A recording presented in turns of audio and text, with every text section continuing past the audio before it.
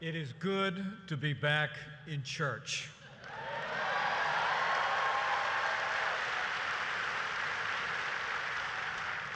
Pastor Jeffers, thank you for that overly generous introduction. Thank you for your ministry. To Governor Abbott, Secretary Carson, Senator Cornyn, Attorney General Paxton, my fellow Americans, it is a special joy to be with you today to celebrate freedom on this Sunday in this special place. You know, the Bible tells us it was for freedom that Christ set us free.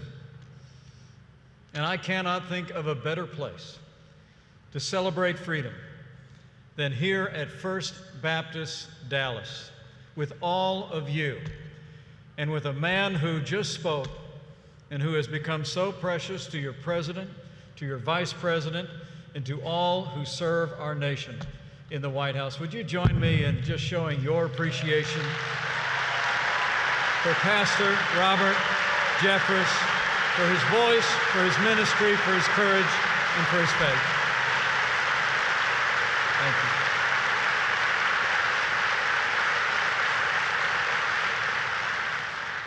And speaking of friends of mine, allow me to bring greetings from another friend of mine. I heard he tweeted I was going to be here this morning. He has been a great champion of everything we will celebrate this morning. And he's been a great champion of people of faith and all the freedoms that we cherish. I bring greetings from the 45th President of the United States of America, President Donald Trump.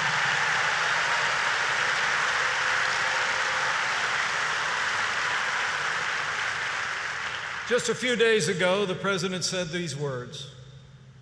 He said, "We will never stop fighting for the sacred values that bind us together as America. We believe that faith and family, not government bureaucracy, is the true way of life." And the President concluded by saying, "We live by the words of our national motto, in God we trust."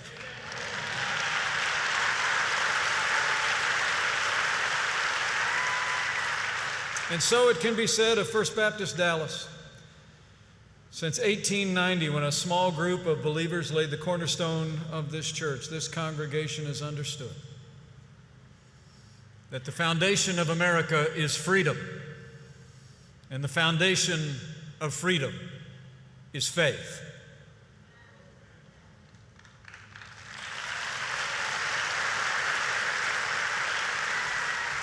Which makes it altogether fitting that we gather in this place, and that we will gather in the days ahead in houses of worship all across America to celebrate freedom. So how do we celebrate freedom? On the occasion of the approval of the Declaration of Independence, our first Vice President said that he was, quote, apt to believe that the day would be celebrated by succeeding generations as a great anniversary, commemorated as a day of deliverance by solemn acts of devotion to God, solemnized with pomp and parade, with games and sports and guns and bells and bonfires and illuminations from one end of the continent to the other. And so it has, especially here in Texas.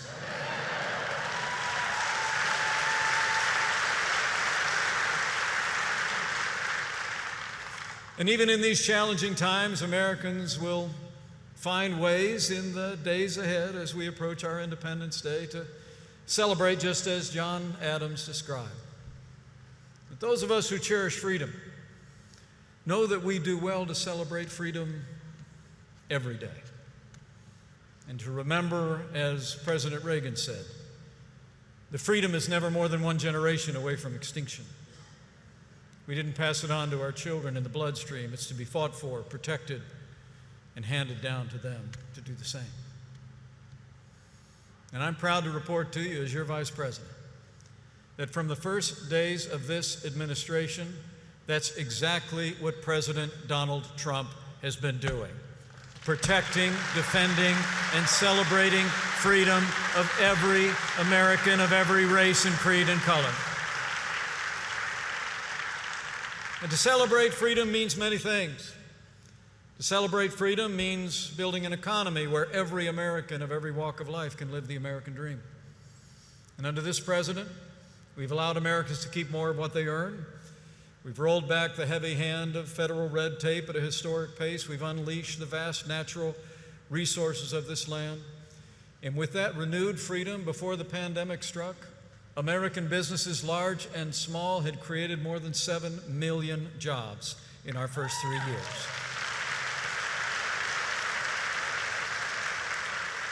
As we work now to safely reopen this state and this nation to put Americans back to work and to worship, let me take this opportunity to commend Governor Greg Abbott for his courageous and compassionate leadership for the people of Texas during this challenging time.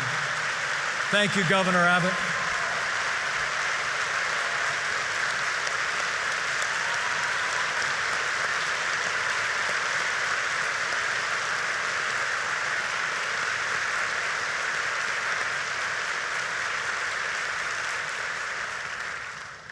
Working with your governor, we will put the health of the people of the Lone Star State first.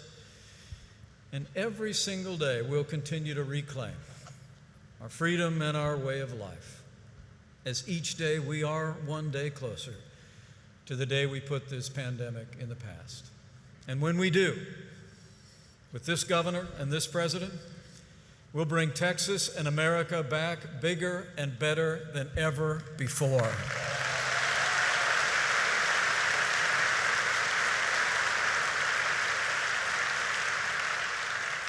And as we did this morning, to celebrate freedom also means standing up for and standing with those who defend our freedom at home and abroad. The armed forces of the United States are the greatest force for good the world has ever known.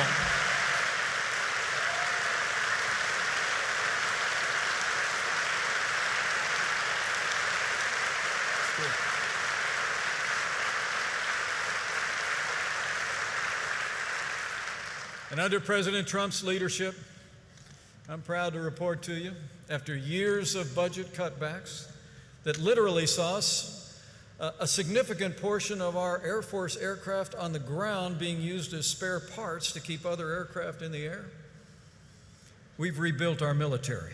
We've restored the arsenal of democracy. And as the proud father of a United States Marine and the father-in-law of a Navy pilot, I couldn't be more happy to report to you that we're finally giving our soldiers, sailors, airmen, Marines, and Coast Guard the resources and the support they need to accomplish their mission and come home safe. That's how we celebrate freedom, as we stand with those who defend our freedom. And to celebrate freedom also means standing with our allies, with freedom-loving people around the world. And under President Donald Trump, if the world knows nothing else, the world knows this: America stands with Israel.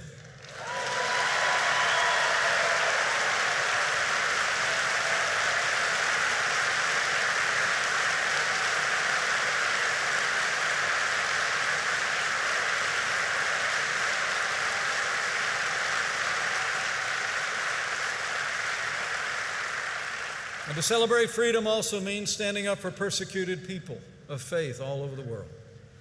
And under this president, we've worked tirelessly to stand with persecuted communities, whether it be in the Nineveh plain of northern Iraq, where we've invested millions to help rebuild Christian and Yazidi communities, or whether it be working, as our president has, to release Americans facing persecution and captivity in places like Egypt, Venezuela. And Pastor Andrew Brunson is home.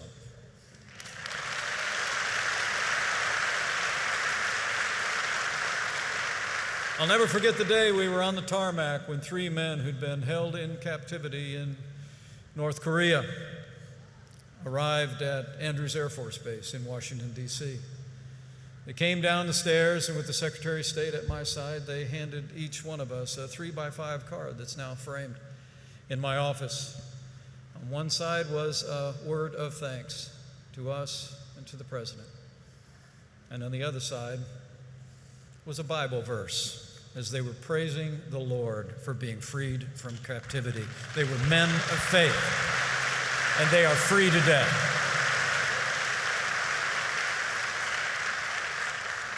And to celebrate freedom also means honoring and respecting the incredible men and women who serve in law enforcement at every level, every day.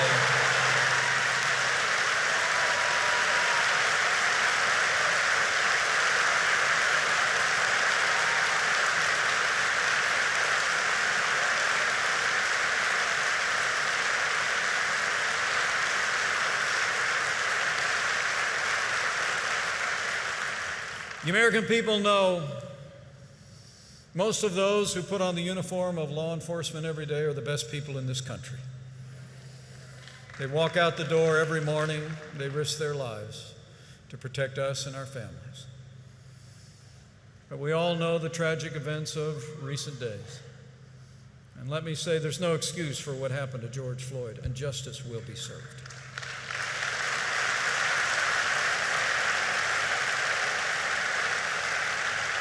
But there's also no excuse for the rioting, looting, and violence that ensued.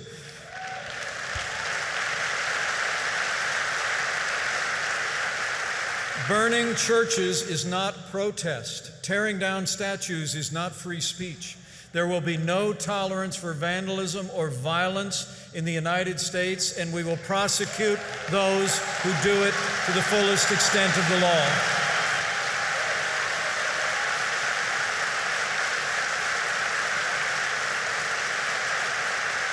That's how we defend freedom. And finally, celebrating freedom means standing up for the values and liberties that we hold dear. As Dr. Jeffers said, that includes appointing now 200 judges to our federal courts who will all uphold the God-given liberties enshrined in our Constitution, like the freedom of speech, the freedom of religion, and the Second Amendment right to keep and bear arms.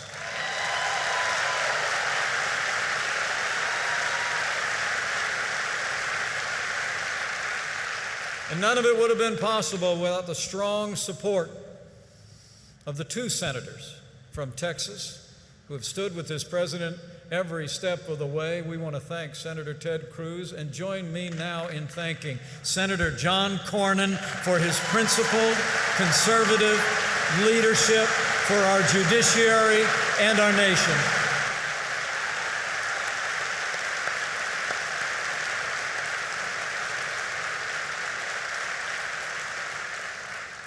And with the steady counsel of Pastor Robert Jeffress, our president has also defended religious liberty from the first day of this administration. We restored enforcement of the nation's conscience laws. We ended enforcement of the Johnson Amendment so the freedom of speech does not end at the front door of houses of worship in America.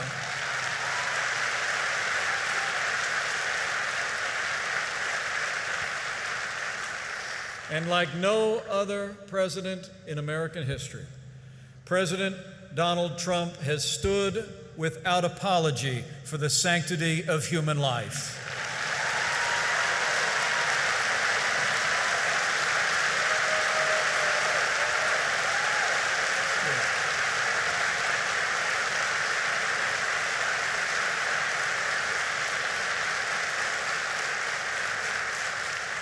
This president and our administration celebrate freedom every day by upholding the ideals on which this nation was founded and defending them in each and every action. And now we find ourselves in a challenging time in our nation's history. We've gone through one of the worst pandemics in the history of this country, an economic downturn none of us expected. And for a time, we saw chaos engulf the streets of many of our major cities. We've seen statues of some of our nation's greatest heroes being torn down. And one can't help but wonder that ancient question that if the foundations crumble, how can the righteous stand? And yet, in the midst of such trials, American Christians have hope. We remember the countless triumphs we've won, even in our darkest hours. Victories against empires, against injustice, against diabolical tyrannies across the world. During these times, we do well to remember that the foundation of America is freedom, but the foundation of freedom is faith.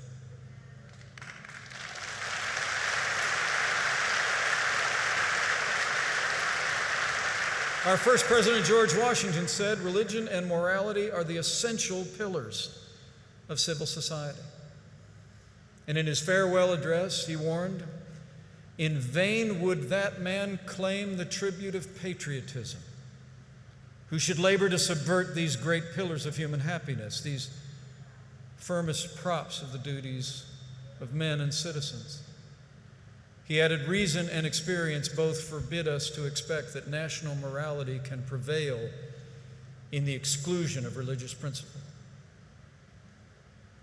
During the tumultuous days of the Revolution, John Adams wrote to a friend that, quote, "It is religion and morality alone which can establish the principles upon which freedom can securely stand."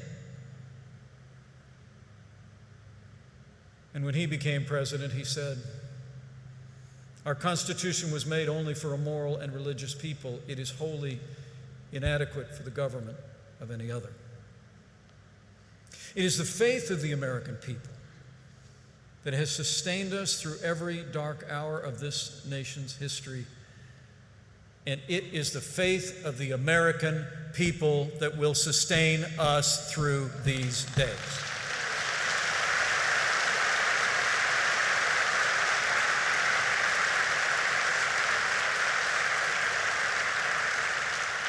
It's that faith that's seen us through even greater challenges, guiding us in our relentless drive for a more perfect union, for liberty and justice for all. As Abraham Lincoln said while visiting Independence Hall in Philadelphia in 1861, speaking of our founding, he said, quote, "There was something in that declaration giving liberty not only to the people of this country, but hope to the world for all future time." He added, "It was that which gave promise that in due time the weights should be lifted from the shoulders of all men, and that all should have an equal chance."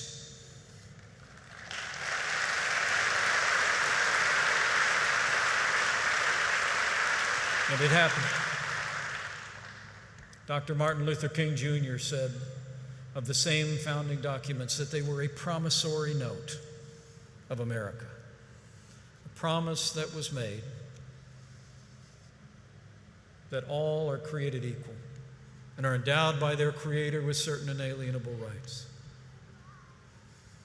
And in the fires of a civil war, in the midst of a civil rights movement, it was the faith of the American people that drove us toward a more perfect union, and the faith of the American people will continue to perfect our nation for generations to come.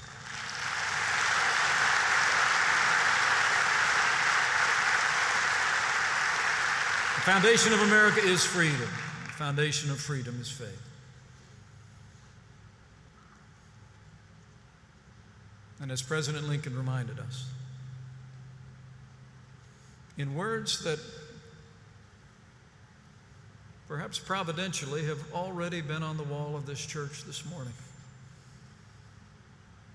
In a Thanksgiving message, our 16th president said, "It is the duty of nations as well as of men to recognize the sublime truth announced in the Holy Scriptures and proven by all history, that those nations only are blessed whose God is the Lord."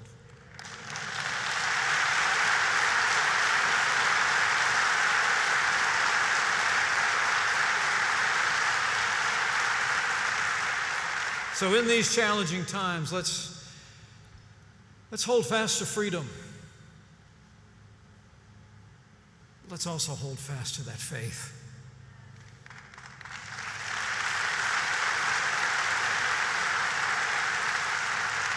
Let's take to heart the title of Pastor Jeffrey's latest book, and let's start praying for America again.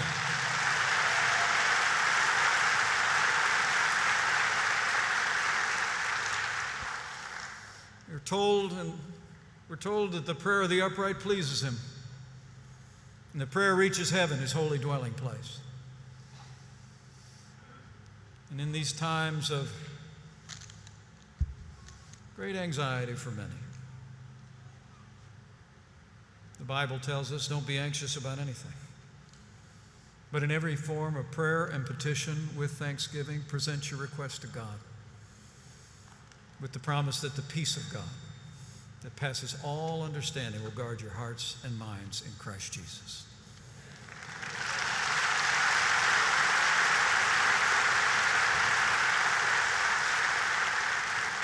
As our nation faces these difficult days, I believe more than ever that we stand in the need of prayer. And coming here today, I thought I wanted to encourage you as you celebrate freedom in this coming week.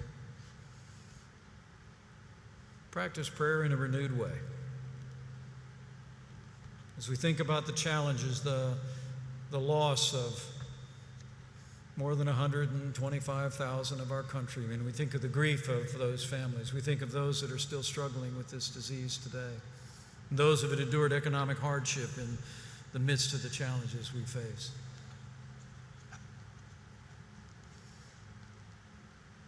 Let's claim that ancient promise that if his people who are called by his name will humble themselves and pray, he'll do like he's always done through the long and storied history of this nation. He'll hear from heaven, and he'll heal this land.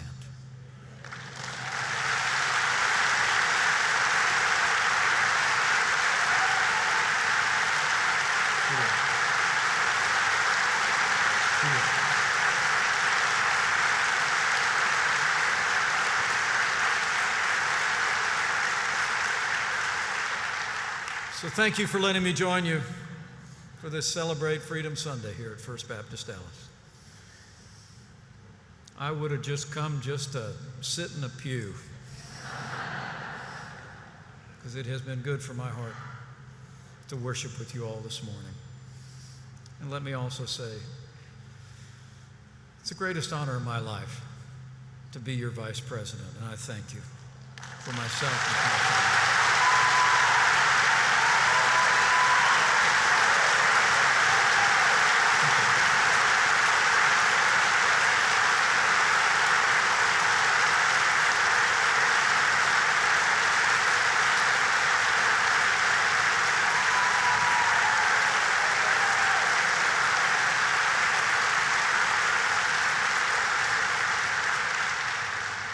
I had a pastor tell me once that everybody's under-encouraged. You have encouraged your vice president. And I know all of those in our delegation who are with us today. And we thank you. And I leave here today that God is at work. And I had occasion to be reminded that even when it doesn't seem that way, God is still working. A little bit earlier this week, you see, I received a letter from a pastor who leads a church not far from Jacksonville, Florida. He told me of a time that he and his new bride were attending Asbury Seminary in Wilmore, Kentucky in 1977. It was a place where they held in the spring every year a Christian music festival. They'd present the gospel with preachers. They'd present what was then the early versions of contemporary Christian music. have young people attend from all over the Midwest. But he wrote to me that in 1977 they had decided at the seminary to just continue the event. But he and his new bride felt called to do the work. He wrote to me and said that several friends told us that it would be very hard on our new marriage and that we shouldn't do it. But he said we answered the call. We gathered a few other seminarians to help us, and they worked a whole year to arrange the event in the spring of 1978. And then he said, then the night came, the culminating evening on Saturday night, where he and his new bride were walking through the camp area. It was raining. They were disappointed. They thought it all had been for naught. And then he said, and that's because I didn't know that night a future vice president of the United States of America would be giving his life to Jesus Christ.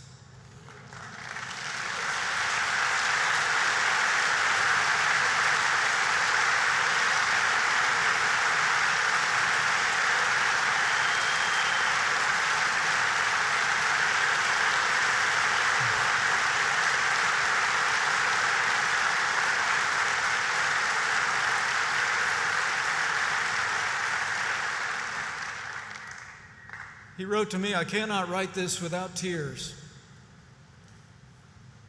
And I could not read it without tears. Because I remember that night, sitting on a hillside. It was raining.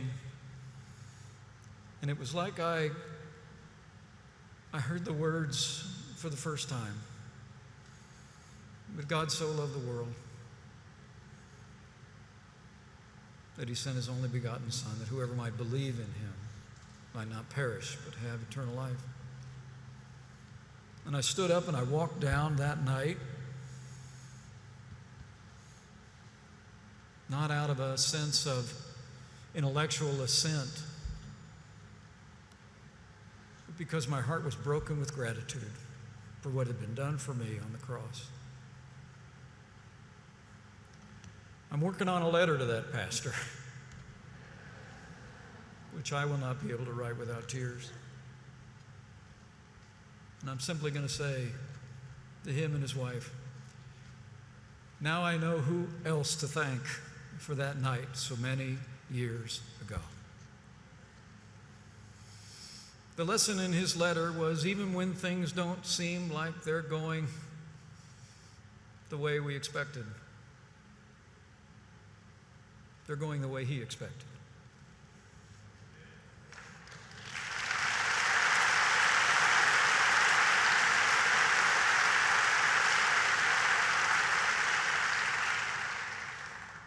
And we can claim those other ancient words that have been over the fireplace in our home in Indiana, in the governor's residence, in the vice president's residence today. They read, for I know the plans I have for you, plans to prosper you and not to harm you, plans to give you a hope and a future. And I believe with all my heart, on this Celebrate Freedom Sunday and every day, that if we will but hold fast to him, we'll see our way through these challenging times. We will restore our nation's health. We will renew our freedom, and we will inspire people across this land with our witness of the love and compassion and strength that comes in a personal relationship with Jesus Christ. Thank you for letting me join you today. God bless you, and God bless America.